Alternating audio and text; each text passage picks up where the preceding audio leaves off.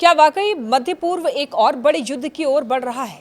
क्या ईरान की एक चेतावनी पूरी दुनिया के लिए अलार्म है? और क्या डोनाल्ड ट्रंप के अमेरिका की एक छोटी सी गलती पूरे क्षेत्र को आग में झोंक सकती है? ये सवाल इसलिए उठ रहे हैं क्योंकि ईरान और अमेरिका के बीच तनाव अब अपने चरम पर पहुंच चुका है। ईरान के शीर्ष सैन्य अधिकारी और ईरानी सेना के chief of staff Abd al Rahim Mousavi ने अमेरिका को खुली चेतावनी देते हुए कहा है कि अगर दुश्मन से कोई भी छोटी गलती हुई तो ईरान को कार्रवाई की पूरी छूट मिल जाएगी और तब कोई भी अमेरिकी सुरक्षित नहीं रहेगा। उन्होंने ये साफ शब्दों में कहा कि जब दुनिया एक शक्तिशाली ईरान का दूसरा रूप देखेगी तब इस पूरे क्षेत्र में लगी आग अमेरिका और उसके सहयोगियों को जला डालेगी। मौसवी ने यह भी दावा किया है कि अगर युद्ध छिड़ा तो क्षेत्रीय प्रतिरोध के पुरुष और महिलाएं मिलकर इस इलाके से बाहरी ताकतों की मौजूदगी को पूरी तरीके से खत्म कर देंगे और ईरानी सशस्त्र बल किसी भी हमले का मुंहतोड़ जवाब देने के लिए पूरी तरीके से तैयार है। ये बयान ऐसे समय में आया है जब अमेरिकी नौसेना ईरान के आसपास अपनी सैन्य तैनाती बढ़ा रही है और राष्ट्रपति डोनाल्ड ट्रंप हाल ही में ये कह चुके हैं कि ईरान वाशिंगटन के साथ गंभीर बातचीत कर रहा है।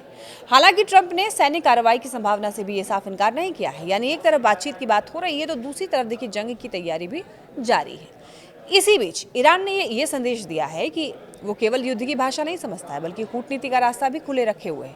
ईरानी विदेश मंत्रालय की प्रवक्ता इस्माइल बघाई ने यह कहा है कि अमेरिका के साथ तनाव कम करने के लिए अलग अलग कूटनीतिक जो प्रक्रिया है उस पर विचार किया जा रहा है। आने वाले दिनों में सकारात्मक नतीजों की उम्मीद भी की जा रही है। उन्होंने ये भी बताया है कि तुर्की, मिस्र और कतर जैसे क्षेत्रीय देशों दोनों ही पक्षों के बीच में संदेशों के जरिए मध्यस्थता कर रहे हैं और विभिन्न बिंदुओं पर चर्चा हो चुकी है।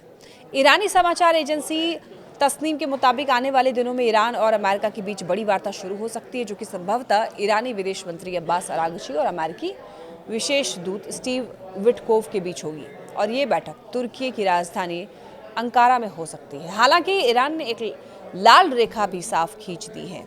अरागची पहले ही कह चुके हैं कि ईरान निष्पक्ष और समान बातचीत के लिए तैयार है, लेकिन धमकियों की छाया में नहीं, और ईरान का मिसाइल कार्यक्रम और उसकी रक्षात्मक क्षमताएं किसी भी तरीके की बातचीत का हिस्सा नहीं होगी।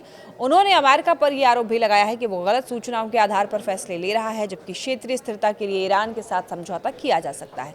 दूसरी तरफ देखिए, ट्रंप प्रशासन ईरान के परमाणु कार्यक्रम और क्षेत्रीय तनाव को लेकर के बातचीत की इच्छा जता चुका है और ट्रंप खुद कह चुके हैं कि ईरान गंभीरता से बात कर रहा है, लेकिन असली सवाल अब भी बना हुआ है, क्या ये चेतावनियां सिर्फ दबाव बनाने की रणनीति है या वाकई दुनिया एक बड़े टकराव के बेहद करीब खड़ी है? क्योंकि इतिहास गवाह है, जब कूटनीति और बंदूकें एक साथ चलने लगती है तो एक छोटी सी चिंगारी भी पूरे क्षेत्र को युद्ध की आग में झोंक सकती है।